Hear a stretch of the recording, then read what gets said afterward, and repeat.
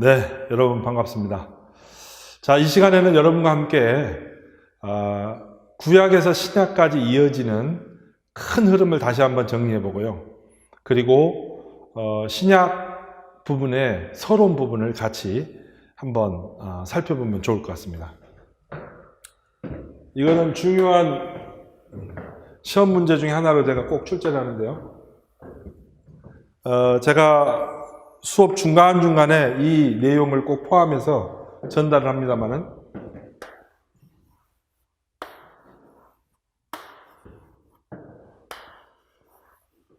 한번 기둥을 8개를 한번 그려보시기 바랍니다. 여러분의 그 PPT 유인물에도 이 표가 있을 텐데요. 한번 보시죠. 자, 여기서 보면 구약과 신약의 이 역사를 하나님의 구속사적 관점, 구원사적 관점에서 어떻게 볼 수 있을까라는 겁니다. 구약 성경은 우리가 39권이라고 그랬습니다. 구약은 39권. 39, 27. 자, 신약은 몇 권일까요? 네, 27권입니다. 합쳐서요, 66권. 이것이 기독교 경전에 포함된 성경의 숫자가 되겠습니다. 이 구약 성경은요, 39권으로 이루어져 있는데, 이 39권을 OT, Old Testament, 신약을 New Testament, 그래서 옛 언약, 새 언약, 구약, 신약, 이렇게 나뉘어진다고 그랬죠. 자, 구약의 이야기는요, 앞으로 오실 메시아에 대한 이야기가 있다면, 오실 메시아. 그런데 2000년 전에 이 땅에 예수 그리스도께서 이 땅에 오셨죠. 성자 하나님이 인간의 몸을 입고 이 땅에 왔습니다. 그리고 그 이후에 신약의 역사가 펼쳐지죠. 이 신약의 역사가. 자, 시작은요, 하나님께서 원래 인류를 향한 구원의 역사는요, 구원의 대상이 온 인류를 향한 구원의 계획이 있었죠. 그런데 인간에게 죄가 들어왔습니다. 누구 때문이었죠? 아담과 하와가 죄에 노출이 되면서 인류에게 죄가 들어온 거죠. 그러면서 죽음이 이르게 된 것입니다. 그래서 하나님은 이 이스라엘이라는 백성을 인류 가운데 선택하게 되죠. 왜 하필 이스라엘이냐? 이런 말을 할 수 있습니다. 그것은 그 시대에 이스라엘은 가장 약소한 70인에 불과한 부족에 불과했습니다. 우리가 알고 있는 아브라함, 이삭, 야곱. 바로 야곱의 이름이 이스라엘이라고 그랬는데요. 그가 야복강가에서 두려운 나머지 잠이 들었는데 그때 하나님께서 너와 함께하고 너를 지켜주실 것이다 라고 하는 그 뜻에서 천사들이 오르락내리락 하면서 그 천사가 내려와서 이 야곱과 씨름하는 꿈을 꿨는데요. 결국 그에게 밤이 맞도록 그에게 축복해주면 주지 않으면 놓지 않겠다 해서 그 장단지를 부러뜨렸는데도 놓지 않죠. 그러니까 하나님이 그에게 천사를 통해서 새로운 이름을 부어주십니다. 그게 바로 이스라엘이죠. 하나님과 겨루어 이겼다. 어떻게 인간이 하나님과 겨루어 이길 수 있겠습니까? 그런데도 하나님이 져주신 거죠. 네가 이겼구나. 그래, 네가 이겼다. 그래서 이스라엘이라는 이름을 줬죠. 그래서 이 아주 부족함이 많은 야곱, 그 일생도 파란만장했고요. 그랬던 그 부족한 야곱을 들어서 이스라엘의 조상으로 삼는 겁니다. 이것은 굉장히 중요한 메시지가 있어요. 이 시대에 내가 누구이든 내가 아무리 부족한 사람이라 하나님은 강한 자를, 권력자를 들어서 쓰시는 게 아니고 약한 자, 부족한 자, 가난한 자를 오히려 들어 쓰실 수도 있는 거죠. 그 대상을 가리지 않습니다. 그래서 하나님의 마음에 합한 사람을 쓰시는 거죠. 우리가 갖고 있는 고정관념이 아닙니다. 지도자는 어떤 사람, 그렇지 않습니다. 어떤 사람이든지 하나님이 쓰시고자 하시면 쓸 수 있는 거죠. 바로 야곱을 하나님이 그렇게 들어서 훌륭한 하나님의 백성으로 삼았습니다. 그런데 이스라엘에는 12지파가 있었고요. 남왕국 유다가 남았었는데 통일왕국 시대가 끝나고 분열왕국이 됐다고 그랬죠. 솔로몬의 우상 숭배로 북왕국 이스라엘과 남왕국 유다로 갈라졌는데 북왕국 이스라엘이 여로보암과 그 후대들이 계속 악행을 저지릅니다. 그래서 하나도 예외 없이 다 악한 왕이 되죠. 우상 숭배에 빠져듭니다. 그래서 하나님은 금송아지를 만들어서 그것을 신상이라고 그렇게 주장했던 그들을 향해서 더 이상 그 북왕국 이스라엘의 존속을 허락하지 않죠. 결국 그렇게 해서 이 이스라엘은 떠나가고 남왕국 유다만 남게 되죠. 근데 이 남왕국 유다조차도 어떻습니까? 바로 유다 지파, 베냐민 지파가 남게 되는데 결국 그들도 르호보암 이후로 약 8명의 선한 왕이 있긴 했지만 악한 왕들이 그들 가운데 섞여 있었고요. 그들도 결국 우상 숭배에 빠져들게 됩니다. 그래서 하나님이 그들을 더 이상 그들과 함께 할 수 없는 상태, 결국 그들은 하나님을 떠나고 말았죠. 그래서 남은 자, 렘넌트라고 하는 남은 자가 남게 됩니다. 바로 이것은 바알과 아세라와 같은 우상에게 빠져들지 않은 바로 그 7,000명이 남은 자가 되는데요. 그들을 통해서 하나님의 구원의 역사를 이어가죠. 그러던 가운데 하나님은 암흑기 가운데서 이 하나님의 백성들을 구원할 수 있는 방도를 찾게 되죠. 그래서 급기야는 이 땅에 하나님이신 그분이 인간의 모습을 입고 이 땅에 오시게 되죠. 바로 그분이 누굽니까? 바로 예수 그리스도. 이 땅에 예수께서 이 땅에 오시게 되는 거죠. 예수님이 이 땅에 오신 거예요. 인류를 구원하기 위해서. 그래서 2000년 전에 이 땅에 예수가 오신 것을 기념하고, 예수는 오신 다음에 어떻게 했을까요? 바로 오시자마자 그냥 구원을 완성하고 끝난 게 아닙니다. 이 구원을 위해서요, 처음에는 30년 동안 목수의 아들로서 이 예수님이 지내게 되죠. 목수의 아들로서. 이 목수인데 아버지 밑에서 목수로서 그 역할을 조용히 초야에 묻혀 지냅니다. 처음에는 사람들이 알아보지 못했죠. 그러나 30년이 지나고 그가 이제 예수께서 공적 생애의 사역을 시작하죠. 공생애. 공생애라는 말은요, 퍼블릭 라이프를 사셨다는 겁니다. 퍼블릭 라이프는요, 3년 동안이었어요.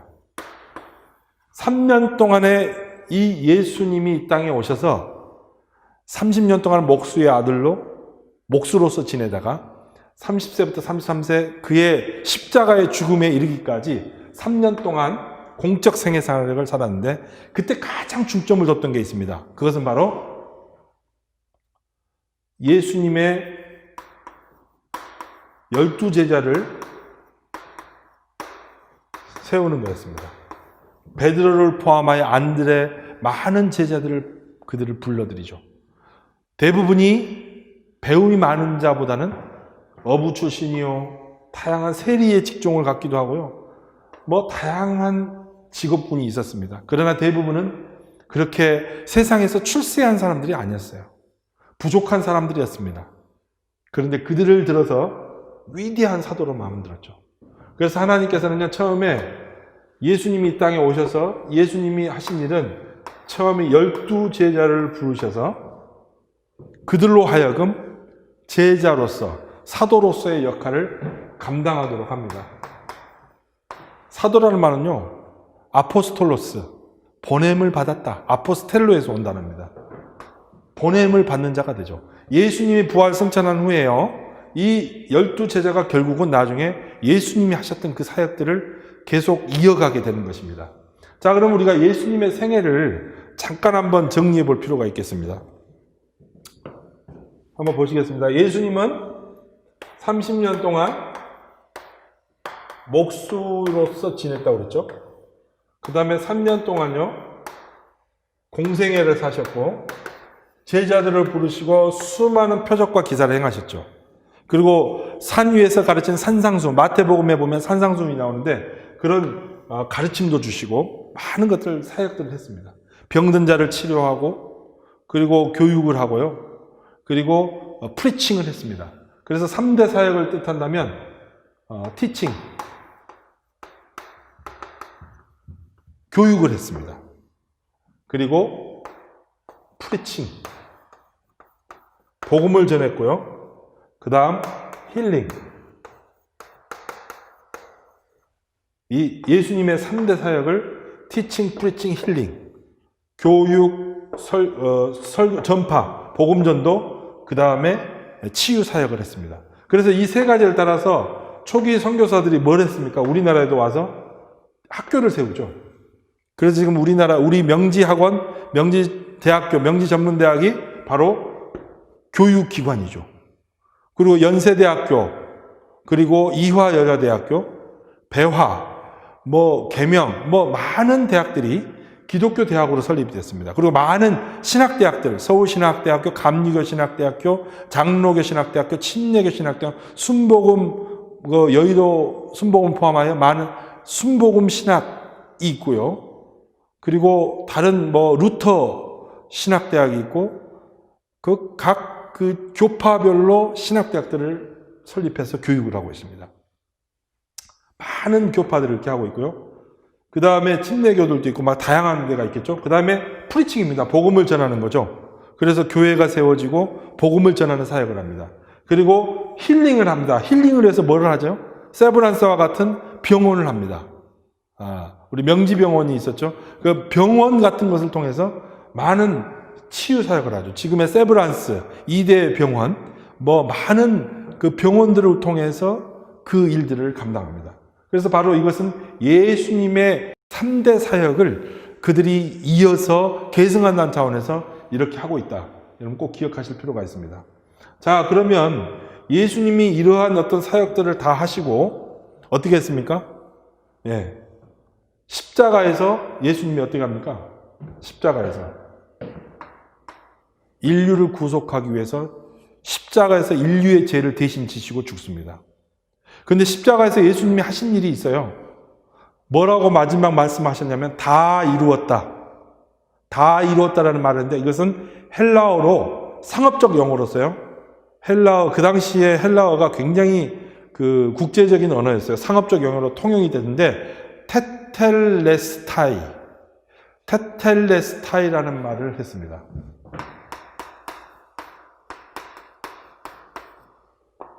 근데 이 테텔레스타이라는 말은 헬라어인데요. 빚을 다 갚았다. 값을 다 지불했다는 의미가 있습니다. 왜 예수님이 십자가에서 테텔레스타이라고 했을까요? 그것은 바로 인류가 져야 될 죄의 싹, 죄의 값은 죽음, 사망입니다. 예수는 죄가 없는 분이었는데 예수님은 죄가 없는 최초의 인간이자 마지막 인간이 되겠죠. 그런데 이 예수님이 십자가상에서 빚을 다 갚았다고 하신 이유가 뭘까요? 그것은 바로 인류의 모든 죄의 값을 대신하여 지불했다. 완전히 지불했다. 완불했다라는 뜻입니다. 다 페이드 했다는 거죠. 그래서 십자가에서의 죽음을 통해서 이 구원의 사역이 완성이 된 거예요. 그런데 죽으신 다음에 3일 만에 예수님은 뭘 하게 됩니까? 부활을 하시게 되죠. 부활을 하게 되는데요. 부활을 하시면서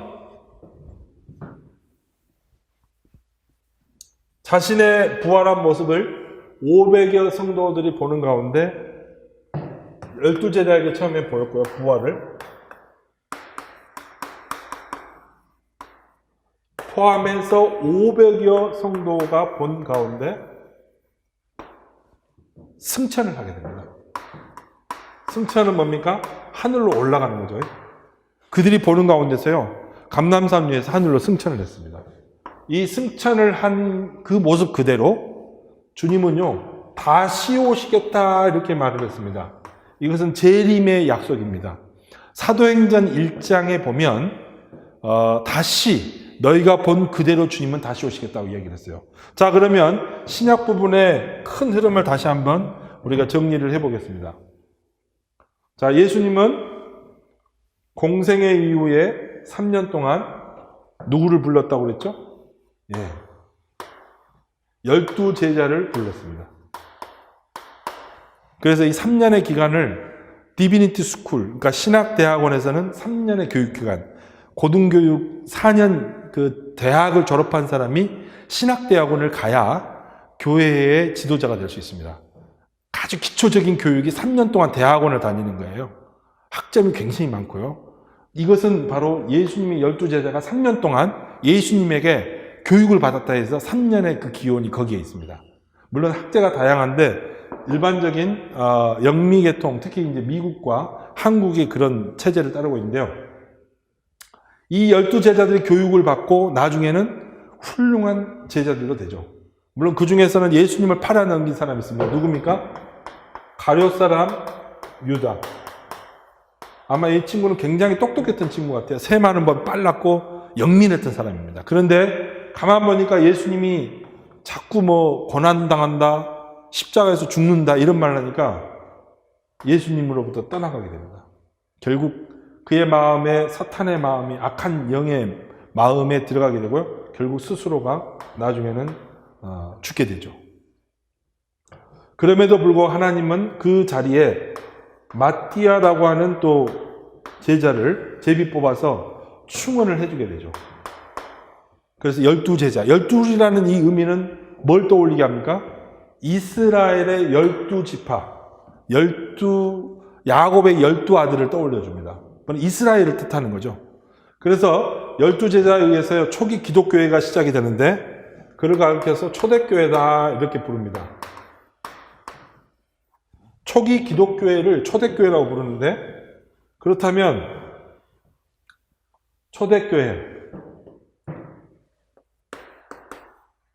초기 그리스도교회 뭐 다양한 표현을 쓸 수 있겠습니다. 영어로는요 The Early Church, 초기 교회라는 거죠. 그 다음에 Primitive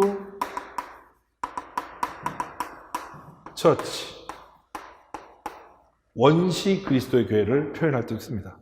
근데 초기 기독교에서는 처음에 유대인 중심으로 복음이 처음에는 확산이 됩니다. 그러다가 이 복음이 확장이 되면서요 이방인들이 들어오게 되는데 그걸 가리켜서 우리는 열방교회다 이렇게 부릅니다. 열방교회. 이 열방교회라는 말은 유대인, 이방인, 유대인이 아닌 사람은 이방인이라고 부르거든요. 유대인이 아닌 사람을 이방인이라고 부르는데 이방인들을 포함한 모든 사람들에게로 복음이 확산이 됩니다. 처음에는 이 에루살렘에서 복음이 시작이 되는데 나중에 확산이 돼가지고요. 에루살렘, 유대, 사마리아 그리고 온 로마 제국 전역으로 복음이 전개가 되고 복음은 동에서 서로 확장되고 확장돼서 그렇게 해서 저 북미 남미를 거쳐서 아시아에 그리고 아프리카에 다시금 지금 이 그 에루살렘으로 복음이 전도가 되고 수많은 유대인들이 예수 그리스도를 만나고 변화가 되는 그런 역사가 지금도 일어나고 있습니다. 그렇게 함으로써 온 인류를 향한 최초의 원래 하나님의 구원의 계획이 완성이 될 수 있는 길이 지금 펼쳐지고 있고 이 복음이 전해지고 있습니다. 복음을 받아들이는 자에게는 영원한 생명의 복음이 주어지고요. 그것을 마지막 확인할 수 있는 때가 언제입니까? 바로 마지막은 재림의 때에 재림이라고 해서 세컨드 커밍 다시 온다는 거죠. 예수께서 이 땅에 다시 오실 때 온 인류를 향한 구원의 계획이 완성이 될 것이다. 그러나 이 인류 가운데서 어떤 이들은 선택된 백성으로서 영원한 생명의 길에 처하게 될 거고요. 어떤 이들은 영원한 죽음에 처하게 될 것입니다. 이것이 성경이 말하고 있는 바예요. 그래서 마지막 이 예수님의 이 재림에 대한 이야기가 신약 성경 곳곳에서 나오고 있고 그때 나타날 징후에 대해서 이야기를 합니다. 먼저는요, 예수님이 이 땅에 오시는 그날을 종말의 때라고 하는데 그때는 먼저 죽은 자가 부활하게 된다는 거예요. 그래서 주님을 만나게 되고요. 그 다음에 살아있는 하나님의 백성들이 새로운 몸으로 변화가 되면서 하나님께 주님 앞으로 나아가게 된다. 이때를 우리는 재림의 때 나타나게 될 그런 징후로 소개를 많이 합니다. 자, 그래서 우리가 이 신약 성경의 이러한 전반적인 이야기까지 구약에서부터 신약까지 이르는 이 광활하고 이 장대한 역사를 이렇게 단숨에 읽어내기는 쉽지 않습니다. 하지만 이것을 여러분들 잘 이해한다면 충분히 이것을 캐치할 수 있을 거고요. 그래서 여러분들이 그 신약 성경 가운데서 특별히 복음의 그 확산이 어떻게 될 것인가에 대한 이야기가 좀 나오는데 그 이야기까지만 오늘 잠깐 하고 오늘 강의를 정리할까 합니다. 사도행전이라고 하는 책이 있습니다. 신약 성경의 역사서라고 하는 건데요. 신약 성경의 역사서죠. 사도행전은요, 누가복음서의 후편이라고 하고요. 누가가 바로 기록한 것입니다. 근데 이 사도행전에 보면 1장 8절에 가보면요, 너희에게 성령이 임하시면 너희가 권능을 받고 예루살렘과 온 유대와 사마리아와 땅끝까지 이르러 내 증인이 되리라 하시니라, 이렇게 말합니다. 오직 성령이 너희에게 임하시면. 이들이요, 예수님이 아까 십자가에서 죽으셨다고 그랬죠. 3일 후에 부활하셨고, 부활한 후에 40일이 지나서 승천하게 됩니다. 승천한 후에 다시 오시겠다고 했는데 너희들이 승천하면서 기도하라고 그러죠. 10일이 지납니다. 그러니까 부활 후 50일째 되는 날을 오순절이라고 하는데, 이 오순절 날에 그들 가운데 성령이 그들 가운데 임하게 됩니다. 그게 마가의 다락방이었거든요. 그러니까 초기 기독교회가 시작된 배경이 되죠. 그래서 사도행전 2장에 가보면 초기 기독교인들이 모였어요. 예수님이 부활한 것을 보셨고 승천한 걸 본 거죠. 그리고 나서 그들이 예루살렘을 떠나지 말고 기도하라고 합니다. 근데 그 모여서 기도하는데 그곳에 성령이 비둘기같이 불꽃처럼 임하죠. 그곳에서 사람들이 방언을 말하고 그들이 서로의 언어를 알아듣게 되고 결국 기독교회가 태동하게 된 거죠. 그때부터 복음을 들고 담대하게 나아가서 12제자를 포함하여 많은 초기 기독교인들이 복음을 증거하면서 수많은 이들이 그리스도 앞으로 나오게 됩니다. 이 초기 기독교의 복음은요, 세 단계에 걸쳐서 복음이 확산이 되죠. 첫 번째는 예루살렘과 온 유대를 중심으로 복음이 먼저 확산이 됩니다. 예루살렘과 온 유대.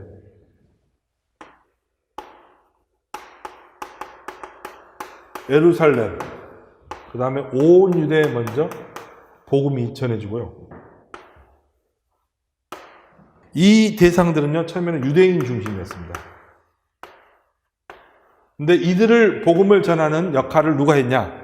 바로 12제자, 사도들이 한 거죠. 사도들이 그 역할을 감당했습니다. 두 번째는요, 사마리아입니다. 사마리아는요, 유대인은 유대인인데요, 섞였어요. 그래서 반쪽짜리. 안티가 아니고 세마이. 반쪽짜리 유대인이었습니다. 섞인 거죠, 피가. 유대인과 이방인이 섞인 사람들이거든요. 그래서 이들을 향해서는 빌립 집사를 포함하여 복음을 증거하게 됩니다. 마지막 3번. 누굴까요? 3번은요, 땅끝입니다. 땅끝. 사도행전 1장 8절에 보면 마지막 부분에 땅끝까지라 내 증인이 되라. 땅끝은요, 로마 전역이 되겠습니다. 로마 전역. 이들을 향한 복음은요, 이들은 주로 이제 이방인을 향한 거죠. 이 이방인을 향한 복음 전도를 누가 합니까? 바로 사도 바울이 그 복음의 사명을 감당하게 된다. 그래서 성경 중에요, 신약 성경 가운데서 가장 먼저 기록된 것이 뭐냐? 주로 이제 공통적으로 말하는 것은 데살로니가 전서부터 기록이 됐다고 말을 합니다. 데살로니가 전서는요, 사도 바울이 쓴 편지예요. 신약 성경은 총 27권으로 구성이 되어 있는데 그 중에 절반, 13권의 책이 사도 바울에 의해서 집필이 됩니다. 먼저 7개 서신이 먼저 바울이 직접 먼저 쓴 거고 그 이후로 6개 서신이 함께 담겨지게 됐는데요. 총 13개의 서신을 기록한 이 사도 바울은 원래는 기독교인이 아니었습니다. 원래 그는 유대교도였고요. 그리스도인들을 핍박하던 사람인데 그가 부활하신 주님을 만나게 되면서 다마스커스 도상에서 기독교인들을 핍박하러 가는 중에 말 위에서 강한 빛에 쬐여서 떨어지게 되죠. 눈이 실명합니다.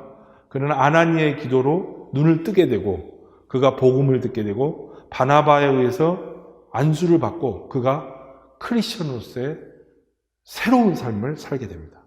그래서 그가 기록한 책이 성경에 담겨 있고 오늘 여러분들에게 전달한 이 많은 내용들이 사도 바울에 의해서 정리됐던 것을 볼 수 있습니다. 이것을 통해서 신약은 바울 서신을 먼저 기록되고 그 다음에 나중에 다른 서신들 그리고 복음서 그것들은 이제 주후 70년경에서 100년경 사이에 주로 기록이 됐다고 보고요.